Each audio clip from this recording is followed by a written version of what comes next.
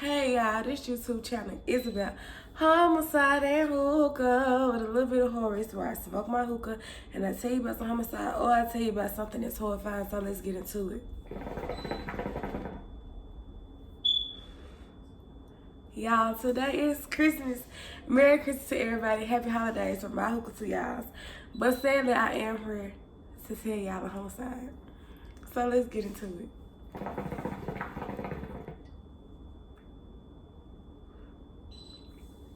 So this story starts off with a woman by the name of Lillian. On January of 2001, she was packing to move into another house.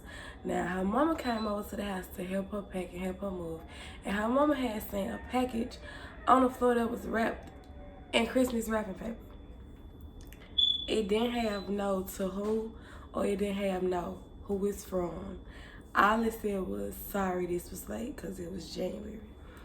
So it was wrapped in like this angel wrapping paper, because everybody knew that Lillian liked angel wrapping paper. So everybody just figured it was hers.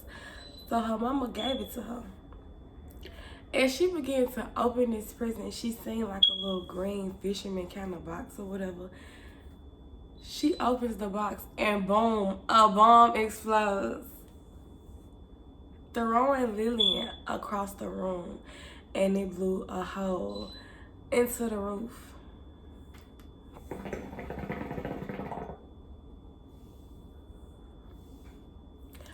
All who was at the house was Lillian, her mama, her boyfriend, and her daughter. Now the mama, she didn't die. She just suffered like burns on her face and on her body. The boyfriend had burns on his face, on his body. He was deaf and he was blind in one eye. The daughter, nothing happened to her. But Lillian tragically died. I mean, because she was the one, like, the alarm was literally in her hands, basically. So, as ATF get on the scene and the firemen get on the scene, the firemen, they can smell gasoline. Now, ATF bomb experts, they find, like, wire. They find parts of their little green fisherman box. And so they was wondering, like, okay, who could have done this? Because, like, to make a bomb, it's kind of a little bit personal. So they started looking into Lillian's ex-husband. But they figured, well, Lillian's daughter was at the house. So it's no way that this man would blow up his daughter and blow up his ex-wife. So they ruled him out. They ruled him out by themselves. They didn't even ask what was his alibi. They just ruled him out just simply due to the fact of they figured, oh, he wouldn't want to blow up his daughter. So they figured it would have had to be somebody else.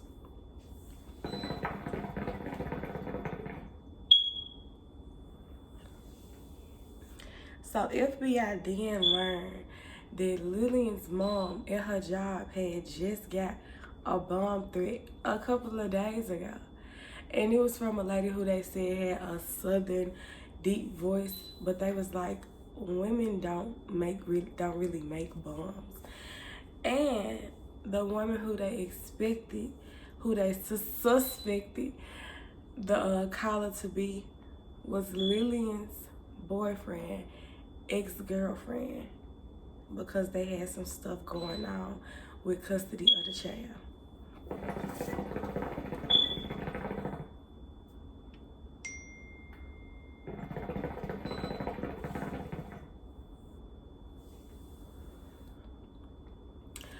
So they seen that Lillian, she did have a couple of online dating websites, I guess, and she was dating people online. So they did over 100 interviews from people off the online dating website, and it still was just no leads. So no leads with the person who called Lillian's mom's job, no leads with the online dating.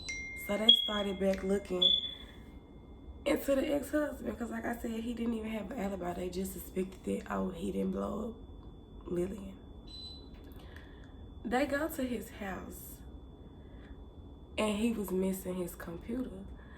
So they then go to his girlfriend's house and they find a CD where it's documents about how to make a bomb.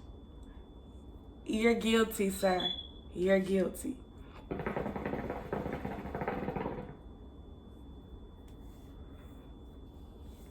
Because 2 days before the bomb had went off on January the 8th, no, 2 days after the bomb had went off on January the 8th, Lillian and her ex-husband was supposed to be going to court because he owed her some money. And it was said he was supposed to pay her about $44,000 due to back child support and 50% of the property here for the house. So they was like, is this bomb a coincidence or is this bomb on purpose?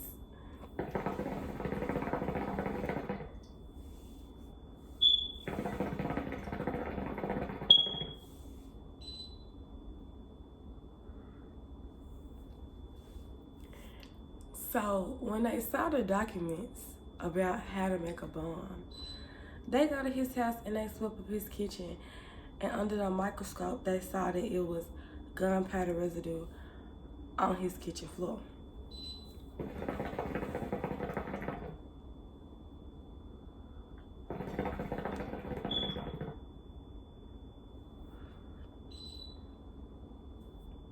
And at his house they also found a receipt where he bought wires and wrapping paper and like a fisherman box. Again, sir, you're guilty. So they went to Walmart with the receipt and they looked at the other wires, and the wires was a match to the same wires that they found on the receipt and in the debris from the bomb. Like at the crime scene, all the debris, all the residue, it was one wire and all the debris, and it was a match. Also, it was a little piece of wrapping paper in the debris, and it was the same as the wrapping paper from Walmart.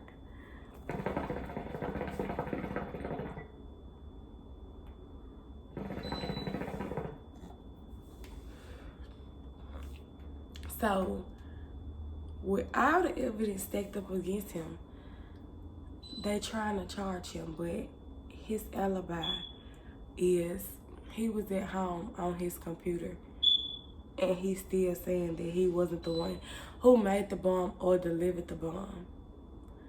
But they kind of concluded that, okay, he logged into his computer, but he left.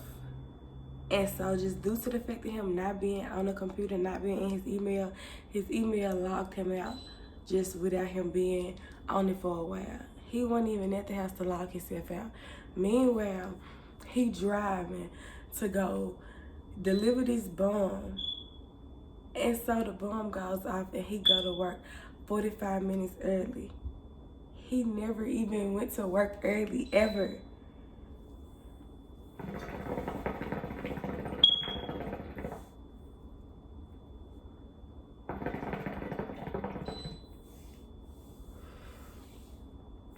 So with that being said, he was charged with first-degree murder and arson, and he was served 3 life sentences concurrently with no possibility of parole. Meanwhile, he's still denying the fact that he made the bomb and blew this woman up. And in the bomb, y'all, they found gasoline.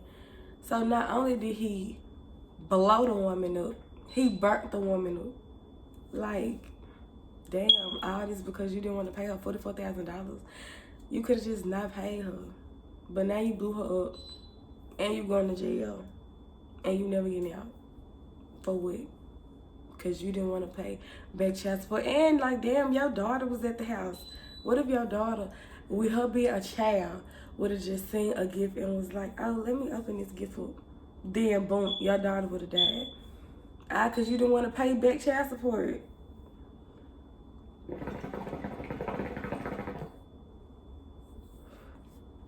But anyways, y'all, this is the end of the story. Sadly, a stupid story, a stupid case that a man blew up his ex-fiance because he didn't want to pay her back child support and half of the house. He made a bomb, blew her up, and burned her up in a disguise of a Christmas gift. Talking about some sorry it's late. Hell, I don't want that gift.